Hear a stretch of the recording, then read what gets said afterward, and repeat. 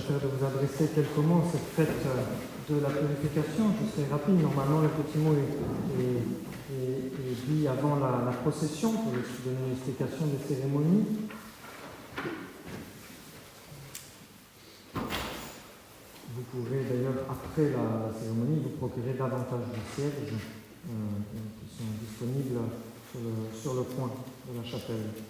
Au nom du Père et du Fils et du Saint-Esprit, ainsi soit-il. 40 jours après Noël, donc, Marie, Joseph et l'enfant Jésus se rendent au temple par obéissance à la loi de Moïse pour racheter l'enfant Jésus, comme cela devait se faire, de tous les premiers-nés d'une femme depuis que, en Égypte, le bon Dieu avait épargné les premiers-nés des Hébreux, alors que tous les premiers-nés des Égyptiens avaient été mystérieusement mis à mort pendant cette nuit du passage du Seigneur. Il y avait un homme à Jérusalem appelé Siméon. Cet homme était juste et craignant Dieu, nous dit la Sainte Écriture. C'est-à-dire, c'était un homme de prière avant tout, un homme juste, et un homme craignant Dieu, c'est-à-dire qu'il avait ce don du Saint-Esprit, qui est la crainte de Dieu, qui nous retient dans la vertu, qui nous empêche de commettre le péché, car c'est une offense à Dieu notre Père. C'est la crainte de Dieu qui nous retient sur la pente dangereuse chaque fois que nous sommes tentés. Donc dans son âme, dans son corps, dans ses pensées, dans ses actions, cet homme craignait Dieu, il mettait le bon Dieu à la première place. Par la venue de notre Seigneur Jésus-Christ, la crainte servile de l'Ancien Testament va être remplacée par la crainte filiale du Nouveau Testament, dont nous profitons tous. Et le vieillard Siméon possède déjà cette vraie crainte de Dieu, cette vraie crainte filiale de Dieu. On peut la lui demander comme grâce. Voici une petite histoire qui se passe au nord de l'Italie, dans un faubourg de Turin, en 1731.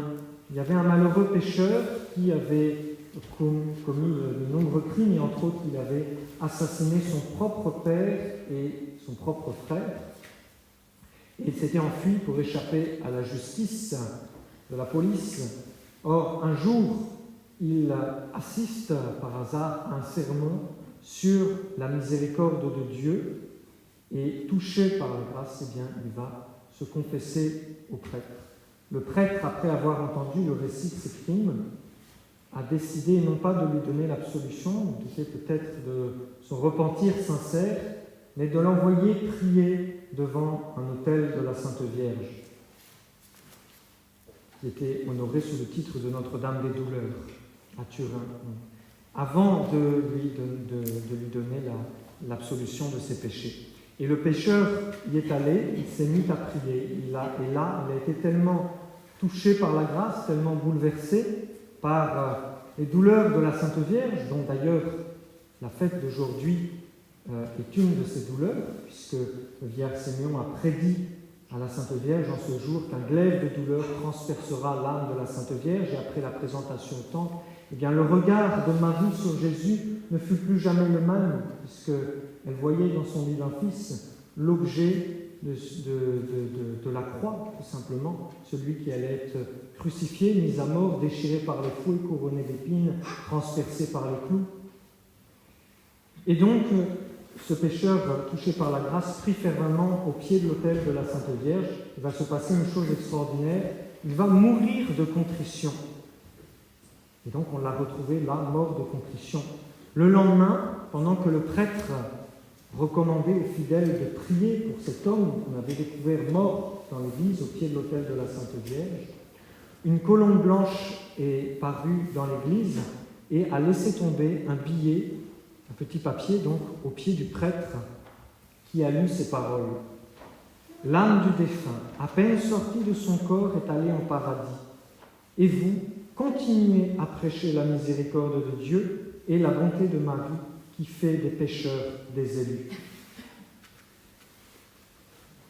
Vous savez que le vieillard Siméon a chanté un cantique en prenant l'enfant Jésus dans ses bras. Ce cantique qui commence ainsi: Maintenant, Seigneur, vous laisserez votre serviteur s'en aller en paix, puis selon votre parole, puisque mes yeux ont vu le salut qui vient de vous. Et donc le vieillard Siméon est mort peu de temps après avoir reçu enfin la grâce de tenir dans ses mains le Sauveur du monde, celui par qui nous obtenons le pardon de Dieu, celui qui apaise la justice divine. Cette grâce, il l'avait désirée toute sa vie, la grâce de voir le Sauveur. Et c'est un petit peu comme ce pécheur dont je vous ai raconté l'histoire, qui s'était enfui pour échapper à la justice des hommes, qui l'auraient condamné à mort à juste titre. Il était coupable. Au fond de lui, il désirait certainement un sauveur, un moyen de s'en sortir, un moyen de mettre fin à cette situation terrible dans laquelle il se trouvait. Il était ennemi des hommes, ennemi de Dieu, et il avait peur normale d'être attrapé par la police et d'être condamné à mort, comme cela se faisait à l'époque. Et après avoir entendu ce sermon sur la miséricorde, eh bien, une porte va s'ouvrir toute grande pour lui.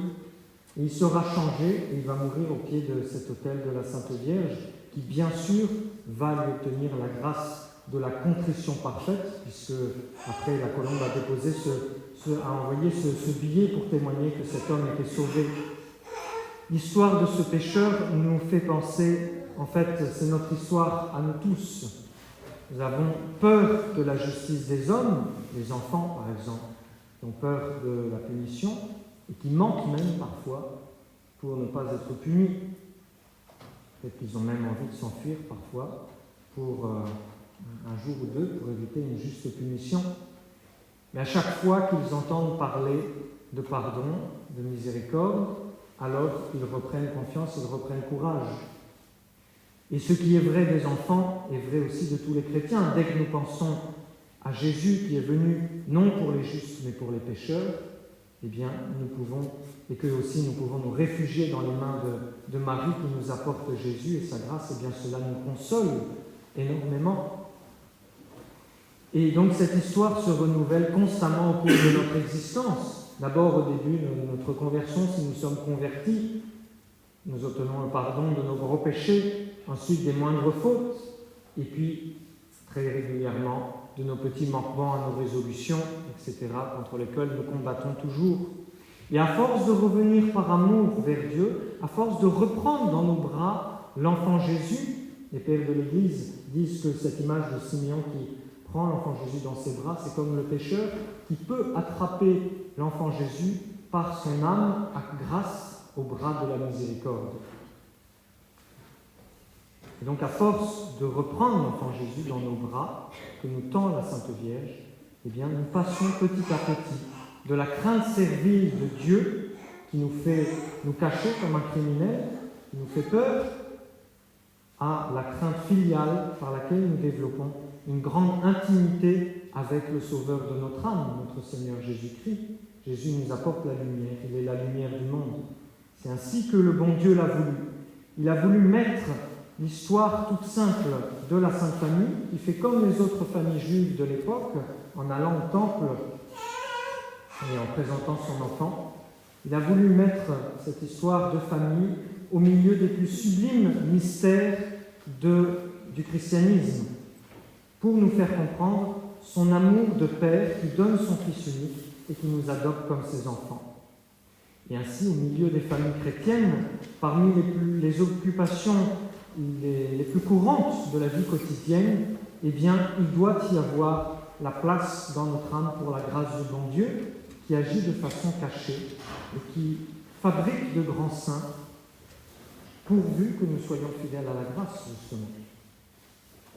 Donc au vieillard Siméon, on peut demander plusieurs choses. D'abord la crainte de Dieu, la crainte filiale, la grâce de garder en nous Jésus par la vie intérieure, qui est la grâce développée dans notre âme, par une conversation avec le bon Dieu. La grâce de demander à Marie ce que nous désirons le plus, de passer par Marie, donc, comme l'a fait le vieillard Siméon, qui a demandé ce qu'il désirait le plus au monde, de porter dans ses bras l'enfant Jésus, le Sauveur du monde. Demandons lui aussi au vieillard Siméon la grâce du témoignage de la foi, puisque nous avons fait cette petite procession avec des cierges allumés. Eh bien, chacun de nous doit briller dans les ténèbres du monde corrompu, comme votre cierge qui a brillé dans l'obscurité de la nuit.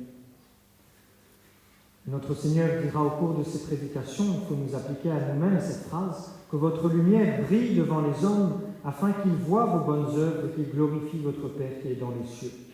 On ne brille pas seulement par notre science devant les hommes, mais par nos œuvres, par notre comportement, par notre façon d'être, par nos actes. Que notre vie quotidienne donc soit un témoignage de notre foi.